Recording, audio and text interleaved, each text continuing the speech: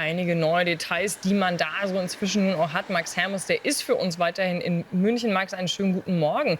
Also gibt es denn auch nähere Informationen dazu, wie der 18-Jährige an diese Waffe kam? Denn an sich hat er ja dieses Waffenverbot auch gehabt vom österreichischen Staat.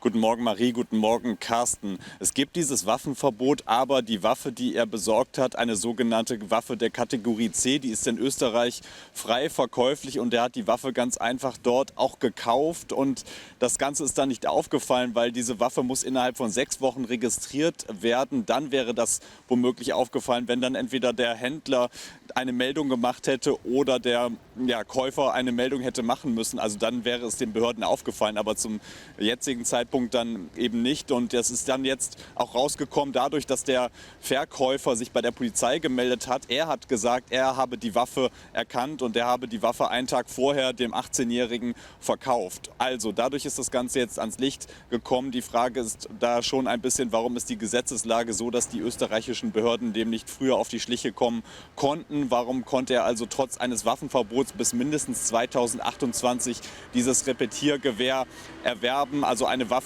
von der Experten auch sagen, dass sie besonders einfach zu bedienen ist. Und er hat da auch offensichtlich nicht besonders viel Erfahrung gehabt. Das sagen Waffenexperten, so wie er die Waffe bedient hat. Also leicht zu bekommen und einfach zu bedienen. Eine Kombination, die hier sehr viel schlimmer noch hätte ausfallen können, als sie dann ausgefallen ist.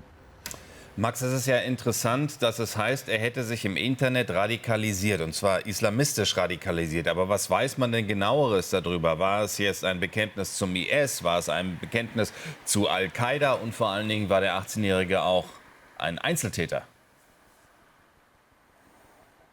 Also der 18-Jährige ist mit 17 Jahren, also vor einem Jahr 2023, aufgefallen. Er hat damals offensichtlich Gewalt gegenüber Schülern, gegenüber Mitschülern ausgedrückt und dann ist ermittelt worden und dann haben die Polizisten auch so dann Zugriff bekommen auf sein Handy und dort wurde dann offensichtlich Propagandamaterial, so berichten es verschiedene Medien und inzwischen auch das österreichische Innenministerium, IS-Propagandavideos gefunden.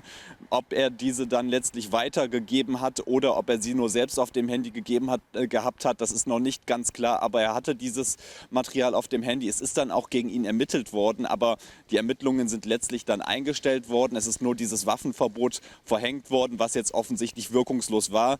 Der Täter ist dann nach München gefahren, aus seinem österreichischen Wohnort. Er hat hier, das wissen wir inzwischen, 9 bis 10 Schüsse auf die Polizisten abgefeuert, die ihn dann allerdings selbst mit ihren Schüssen dann unschädlich machen konnten. Max, du wirst die aktuellen Entwicklungen für uns natürlich weiter beobachten in München. Danke für den Moment.